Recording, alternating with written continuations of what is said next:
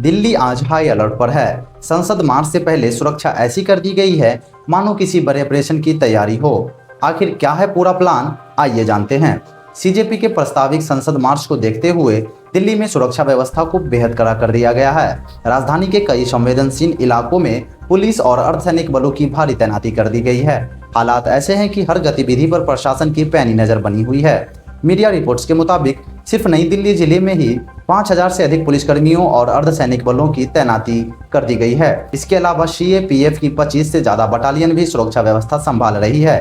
खुफिया एजेंसी और दिल्ली पुलिस की स्पेशल ब्रांच लगातार हर घंटे हालात की जानकारी वरिष्ठ अधिकारियों तक पहुंचा रही है। जंतर मंतर पर कितने लोग मौजूद हैं, कितने नए लोग पहुंच रहे हैं और कितने वापस लौट रहे हैं, इन सभी जानकारियों के आधार पर सुरक्षा बलों की तैनाती में बदलाव किया जा रहा है ताकि किसी भी स्थिति से तुरंत निपटा जा सके।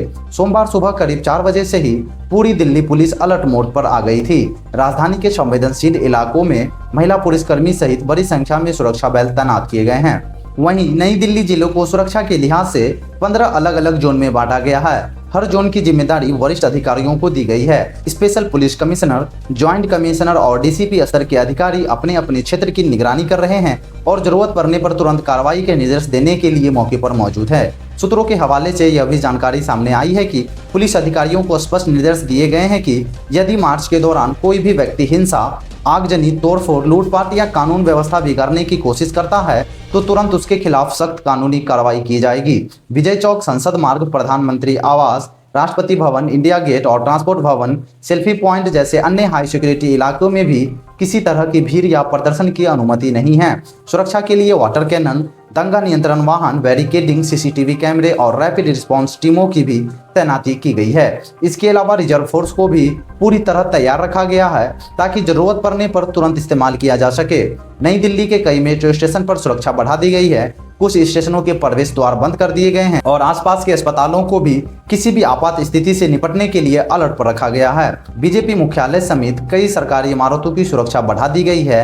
राजधानी में प्रवेश करने वाले प्रमुख मार्गों पर वाहनों की लगातार जांच की जा रही है और 24 घंटे पेट्रोलिंग जारी है। इसके अलावा दिल्ली पुलिस ने स्पष्ट किया कि संसद मार्च के लिए किसी भी संगठन को अनुमति नहीं दी गई है। नई दिल्ली जिले में बीएनएस की धारा 163 लागू है, जिसके तहत बिना अनुमति 5 या उससे अधिक लोगों के एकत्र होने, जुलूस निकालने या प्रदर्शन करने पर रोक है। केवल जंतर मंतर पर पूर्व अनुमति के साथ प्रदर्शन किया जा सकता है। पुलिस ने यह भी चेतावनी दी है कि नियमों का उल्लंघन करने वालों के खिलाफ भारतीय न्याय संहिता और अन्य लागू कानूनों के तहत कार्रवाई की जाएगी। इधर अनशन के दौरान अस्पताल में भर्ती सोनम वांगचुक ने भी अपने समर्थकों से संसद मार्च को पूरी तरह शांतिपूर्ण बनाए रखने की अपील की है। उन्होंने अनशन समाप्त करने के लिए 3 प्रमुख शर्त रखी। पहली, पेपर लीक मामले में सरकार जवाबदेही तय करे। दूसरी, संसद मार्च कर रहे प्रतिनिधियों को संसद तक पहुंचने दिया जाए और शिक्षा व पेपर लीक का मुद्दा संसद में उठाने का भरोसा मिले।